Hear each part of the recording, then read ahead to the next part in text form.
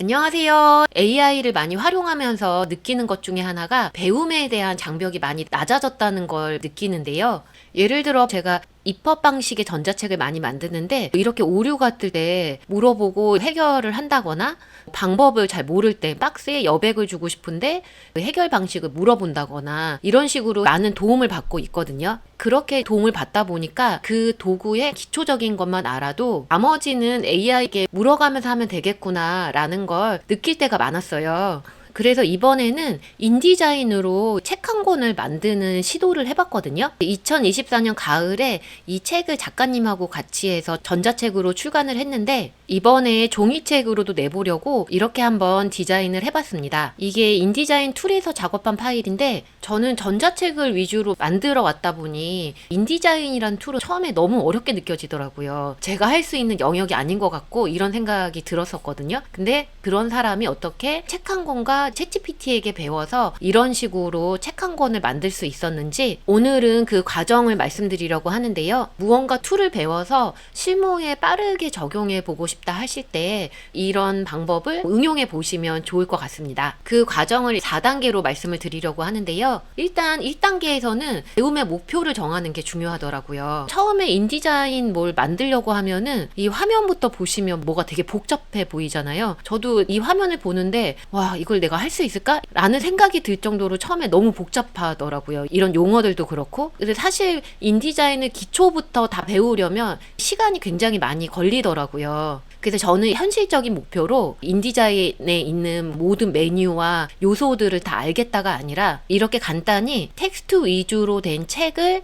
만들어 보는 것까지를 목표로 세웠어요. 최대한 2주 안에 배우고 적용하는 것까지 해보자 라는 걸 목표로 삼았습니다. 2단계는 인디자인에 대해서 설명이 잘 나온 책을 찾는 거였는데요. 아무래도 제가 인디자인에 대해서 아무것도 모르다 보니까 AI한테 질문하는 것조차 쉽지가 않을 것 같더라고요. 그래서 기초적인 것 정도는 알려줄 수 있는 쉬운 책을 찾아봤습니다. 그리고 책을 찾을 때 저는 빠르게 책 한 권을 만드는 게 목표였기 때문에 템플릿까지 제공해주는 그런 책을 찾아봤어요. 밀리의 서재를 구독하고 있다 보니까 밀리의 서재에 책이 있는가 싶어가지고 인디자인으로 검색을 했더니 여러 책이 나오더라고요. 그 중에서 이 책 목차나 이런 것들을 보니까 좋아 보이더라고요. 거기다가 책을 보면은 템플릿을 제공을 해준다고 써 있어서 이 책을 선택을 했습니다. 책을 밀리의 서재에서 봤다는 인증을 작가님께 보냈는데 감사하게도 이렇게 템플릿을 보내주시더라고요. 템플릿이 굉장히 유용했는데요. 그리고 3단계로 한 거는 일단은 이 책을 보고 샘플북을 만들어 보기 시작했습니다. 저는 빠르게 책 한 권을 만들어 보는 거로 목표를 정했다고 했잖아요.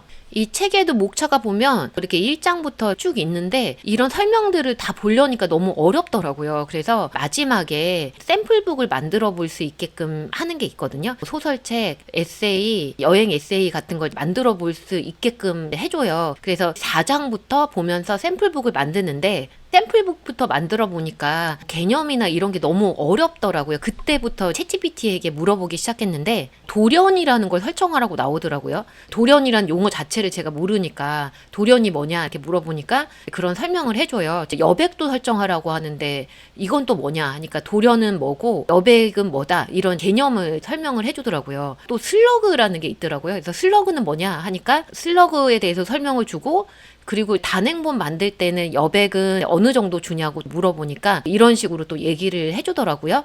그래서 샘플북을 만들면서 기초 개념에 대해서 하나하나 물어보면서 개념을 잡아갔고요. 그리고 책에 설명이 자세히 나와 있긴 하는데 책에서 말하는 인디자인 버전이 조금 달랐거든요. 다르다 보니까 메뉴를 못 찾겠거나 추가적인 설명이 필요한 부분이 있더라고요. 이런 식으로 문자 색상을 주고 싶은데 이 색상을 어떻게 변경해야 되는지를 모르겠는 거예요. 그때도 문자 색상을 추가하고 싶은데 어떻게 해야 되냐고 물어보니까 색상 견본을 열어라 하면서 알려줘서 GPT가 시키는 대로 그 메뉴를 찾아서 했더니 이 색상을 바꿀 수가 있더라고요. 그런 식으로 해서 샘플북을 3권 정도를 따라서 만들다 보니까 이렇게 하면 처음에 목표했던 대로 텍스트 위주로 된 책 정도는 템플릿을 따라서 만들어 볼 수 있겠다라는 생각이 들더라고요. 그래서 마지막 4단계가 실제로 책을 만들어 본 단계인데요. 책에서 제공해준 기본 에세이 템플릿인데 이 템플릿 모양이 꽤 예쁘더라고요. 그래서 이 템플릿 인터넷을 활용해서 실제로 책을 만들어 봤는데 실전으로 하다 보니까 잘 모르겠는 부분이 또 있더라고요. 그 중에 하나가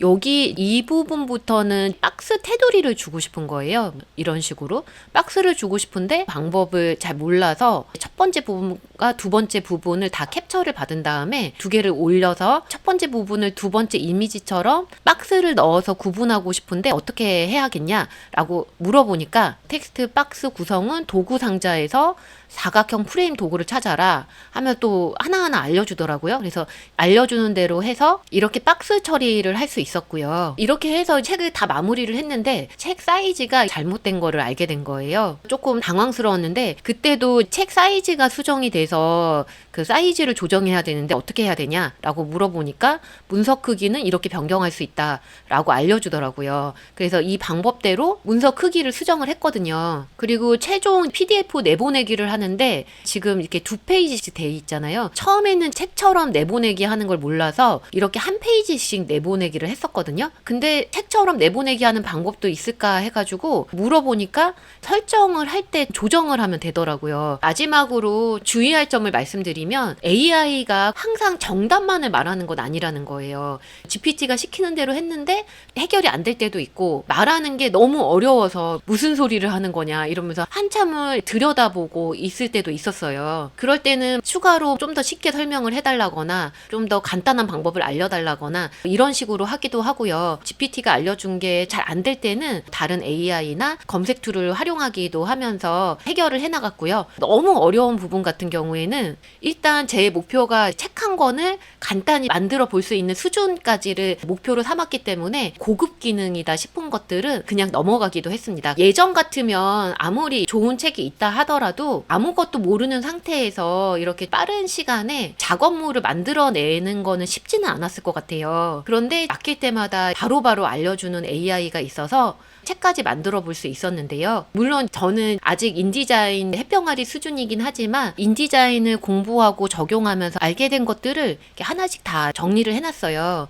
그리고 GPT하고 물어보면서 공부했던 내용들도 새로 GPT에서 생긴 이 프로젝트를 하나 만들어서 대화했던 내용들을 모아놨거든요. 제가 모르는 부분에 대해서 정리를 해나가고 작업하는 양들이 쌓이기 시작하면 점점 더 성장하지 않을까 싶은데요. 무언가를 실무에서 빠르게 적용해보고 싶을 때 이런 방법을 활용해서 배워보셔도 좋을 것 같고요. 올해는 행글라이터 채널에서 조금 더 AI 활용법들을 다양하게 알려드리려고 하고 있는데요. 내가 AI를 활용하는 방법이라거나 추가로 다뤘으면 하는 주제들이 있으면 댓글로 남겨주시면 너무나 감사하겠고요. 저도 여러 가지를 시도해 보면서 공유했으면 하는 내용이 있으면 하나씩 소개를 해보겠습니다. 모두 감사합니다.